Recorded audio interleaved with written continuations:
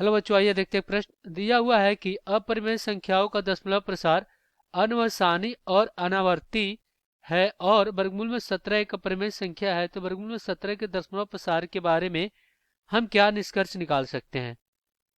तो हम क्या करेंगे, यहाँ पे मुख्य अवधारणा लिखेंगे, मुख्य अवधारणा।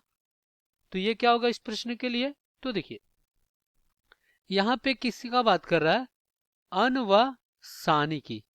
अनवसानी के मतलब क्या होता है कि क्या होता है, यहाँ पे अशांत होता है। क्या होता है, अशांत होता है। और अनावर्ती के मतलब क्या होता है, अनावर्ती के मतलब होता है कि आवृत्ति नहीं होती है।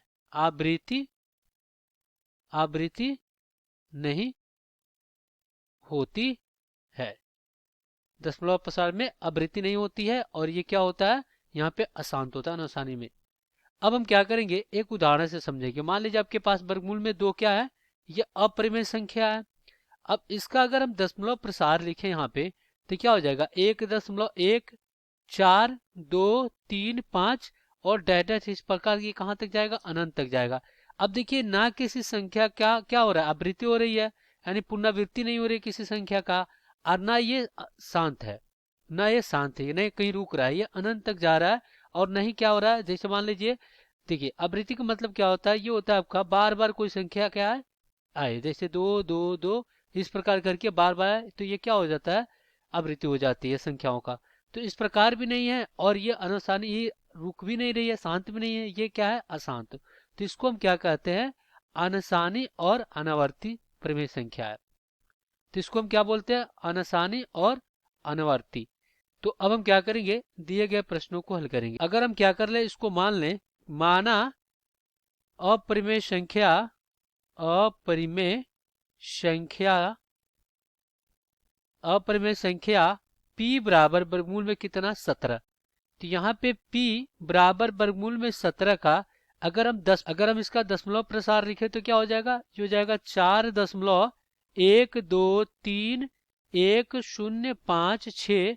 और ये इस प्रकार डेटा डैश कहाँ तक जाएगा, अनंत तक जाएगा। और ना ही किसी का पुनरावृत्ति हो रही है, और ना ही किसी का पुनरावृत्ति हो रही है, ना ये रुक रही है संख्याएं।